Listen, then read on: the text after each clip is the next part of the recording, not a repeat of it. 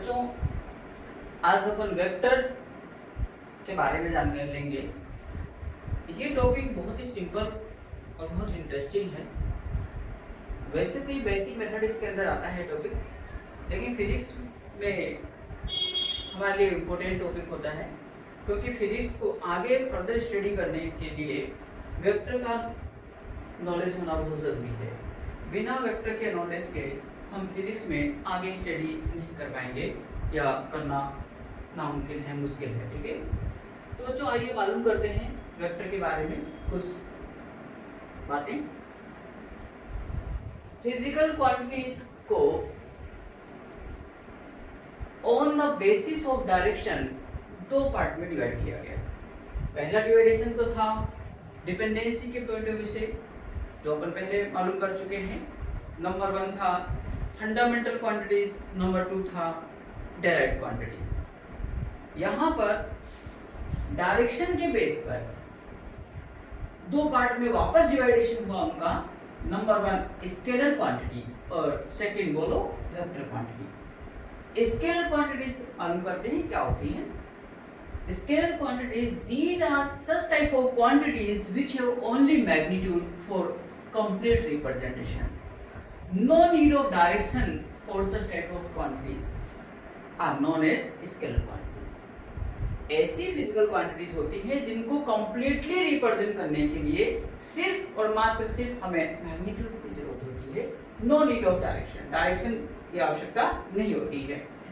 Example की बात करते हैं। Mass, length, time, distance, speed, work, power, energy, temperature, electric current, potential difference और इलेक्ट्रोमोटिव फोर्स। एक ही बात होता है, आगे पढ़ेंगे चार्ज एंड सो ऑन। ठीक है, ये सभी की सभी क्या होती है स्केलर क्वांटिटीज। इससे पहले आगे बढ़ने से पहले हम थोड़ी सी छोटी सी बात बताते हैं मैग्नीट्यूड के बारे में। ठीक है ना, किसी भी फिजिकल क्वांटिटी का मैग्नीट्यूड, जैसे मैं कहूं मास, ठीक है 2 kg, तो बच्चों इस 2 तो इसका न्यूमेरिकल वैल्यू है और kg इसकी यूनिट है, और 2 kg पूरा का पूरा कंबाइंड फॉर्म में 2 kg, this is the magnitude of given mass. 2 नहीं है मैग्नीट्यूड, kg भी नहीं है अकेला, 2 kg को मैग्नीट्यूड बोलेंगे। ठीक है, माने मैग्नीट्यूड में न्यूमेरिकल वैल्यू और यूनिट दोनों ही आती है। ठीक है, तो ऐसी फिजिकल क्वांटिटी जिनको कंप्लीटली रिप्रेजेंट करने के लिए सिर्फ हमें मैग्नीट्यूड की जरूरत होती है, डायरेक्शन की जरूरत नहीं होती है। जैसे यहाँ पर हम एक एग्जांपल लेते हैं समझने के लिए कि इमेजिन करो हम किसी मिठाई वाली दुकान पे गए, मिठाई की दुकान पे गए, वहां पे हमने बोला भैया 2 किलो मिठाई दे दीजिए। क्या बोला? 2 किलो मिठाई दे दीजिए। तो उसने डब्बे में तोल के अपन को दे दिया। ऑन द अदर हैंड आप इमेजिन करो आप जहां से बिलोंग करते हैं वहां पर आप मिठाई वाली दुकान पे गए। आपके यहाँ पे कहीं ऐसा तो नहीं बोला जाता कि भैया 2 किलो मिठाई ईस्ट डायरेक्शन में दे दीजिए, 1 किलो नॉर्थ में दे दीजिए, 1 किलो डाउनवर्ड दे दीजिए, मेरे ग्रांडपा रहते उधर। ठीक है, ऐसा बोलते हैं क्या? अगर ऐसा आपने कहा तो दुकानदार भी अपना माथा पीटता हुआ बोलेगा भाई एक काम कर, चुपचाप पैसे निकाल और ये मिठाई ले, तेरी मर्जी है जहाँ ले जा। ठीक है, तो हम बात को समझ गए हैं शायद कि मास को रिप्रेजेंट करने के लिए हमें डायरेक्शन की जरूरत नहीं है।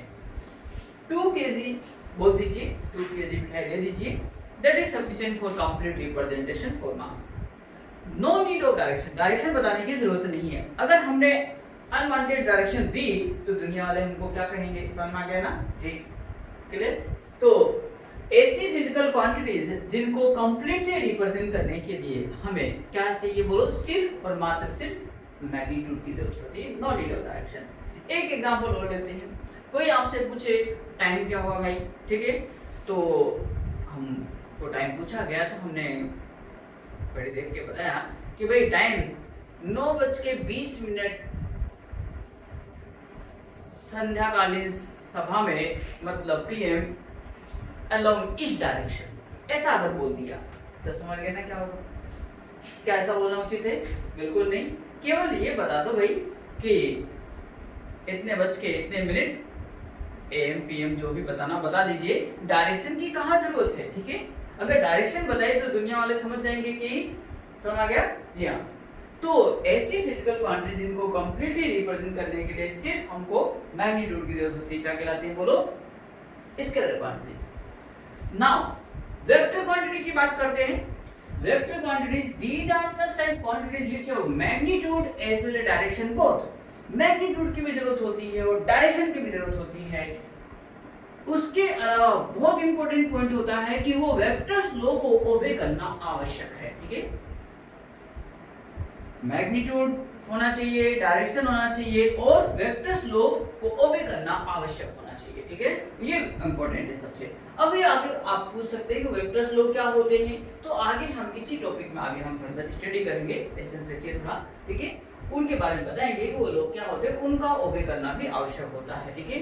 तो इसी कारण, ठीक है, यहाँ पे हम कह सकते हैं कि वेक्टर क्वांटिटी के लिए magnitude, direction and vectors law का ओबे करना जरूरी है। Example displacement, velocity, momentum, acceleration, force and so on, ठीक बात है क्या? तो बच्चों यही कारण होता है कि इलेक्ट्रिक करंट, आप जानते हैं, आगे बात करेंगे इसको और डिटेल में वापस। इलेक्ट्रिक करंट स्केलर क्वांटिटी है, क्यों? क्योंकि इसके पास मैग्नीट्यूड, डायरेक्शन होने के बावजूद भी ये वेक्टर्स लॉ को ओबे नहीं करती है। कैसे नहीं करती आगे हम मालूम करेंगे, ठीक है? पढ़ेंगे डिटेल में। चलिए यहाँ पे नोट कर लीजिए।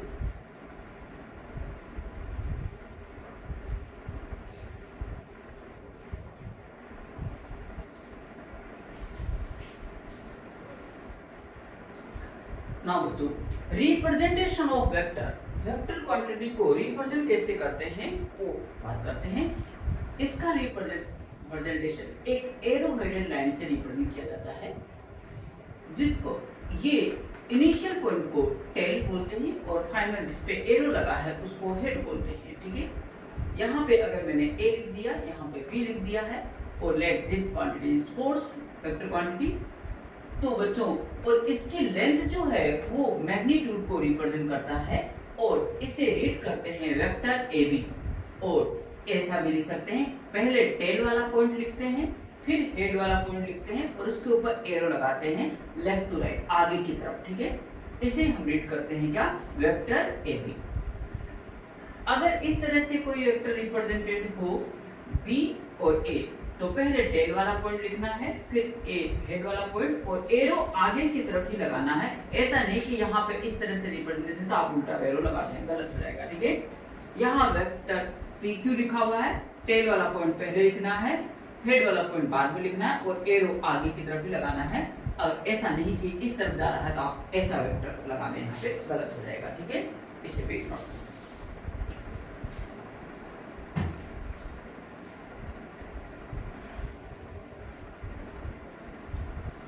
नेक्स्ट पॉइंट देखिएगा बच्चों, magnitude directly proportional to length होता है, यानी वेक्टर की लेंथ जितनी ज्यादा होगी उतना ज्यादा मैग्नीट्यूड होगा। उसको हम इस तरह से समझते हैं कि एग्जांपल में कि ये कोई वेक्टर है फोर्स, उसकी लेंथ मान लेते हैं 2 सेंटीमीटर है एक लेंथ और वो 10 न्यूटन मैग्नीट्यूड को रिप्रेजेंट कर रही है। अगर मैंने इसकी डबल लेंथ का वेक्टर मैंने बना दिया फोर्स वेक्टर, तो लेंथ डबल हो गई है तो उसका मैग्नीट्यूड भी पहले वाले के रेस्पेक्ट में दुगना होगा, 2 टाइम्स होगा। अगर लेंथ दुगनी है तो मैग्नीट्यूड भी दुगना हो जाएगा और लेंथ अगर आधी होती, हाफ होती तो मैग्नीट्यूड भी हाफ हो जाता। तो हमें ध्यान रखना है magnitude is always directly proportional to length. और बच्चों, how to represent the magnitude of any vector? Magnitude of vector A B, तो जिस वेक्टर का मैग्नीट्यूड लिखना है वह वेक्टर पहले लिख दीजिए आप, ठीक है? फिर 2 लाइन लगा दीजिए, जिसे बोलते हैं मॉडुलस। क्या बोलते हैं? मॉडुलस। तो इसको बोलते हैं modulus of vector A B और दूसरा नाम magnitude of vector A B, दोनों ही सही हैं। और बच्चों मॉडुलस सिंबल में से, इस सिंबल में से कोई भी फिजिकल क्वांटिटी, कोई भी क्वांटिटी बाहर आती है तो हमेशा पॉजिटिव होती है। क्या होती है? पॉजिटिव। तो magnitude of any physical quantity is always positive. हमेशा क्या होती है? Positive. Never be negative. Magnitude कभी हो नहीं सकता क्या? Negative. It is always positive. बच्चों मैग्नीट्यूड है नो डायरेक्शन, कोई इसकी डायरेक्शन नहीं होती है मैग्नीट्यूड की।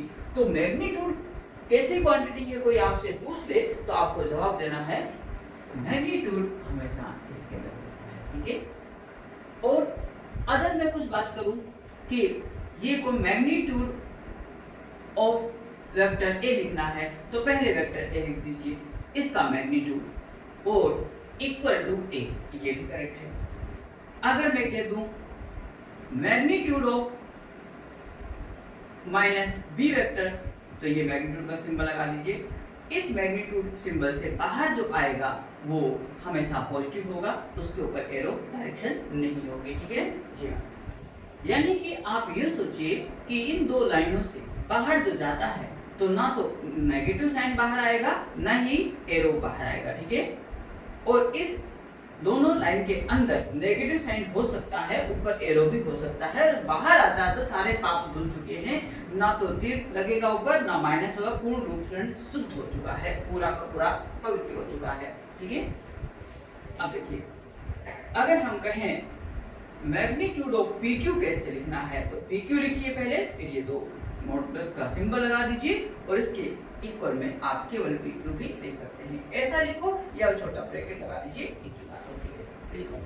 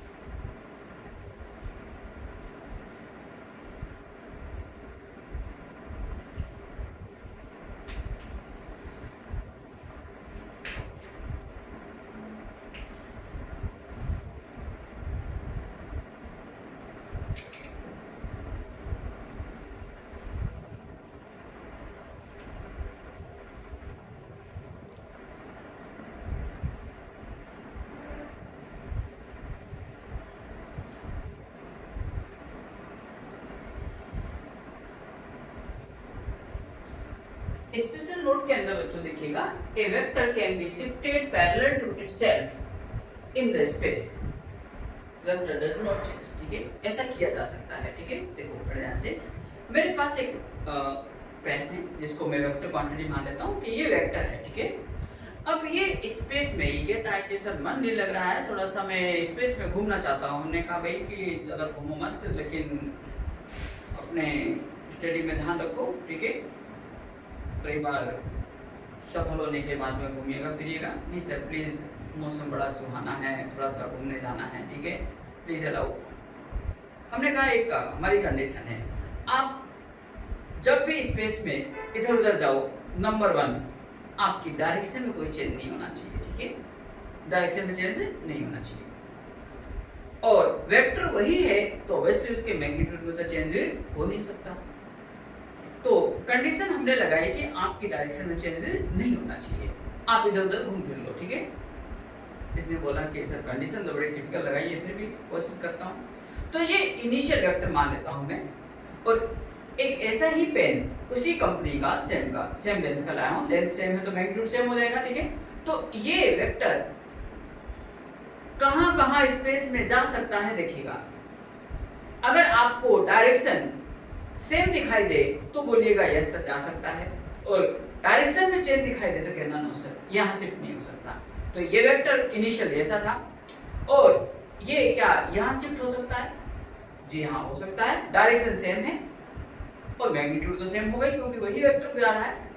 वेक्टर यही जा रहा है इस तरह से, लेकिन हम आपको समझाने के लिए दूसरा पेन यूज कर रहे हैं।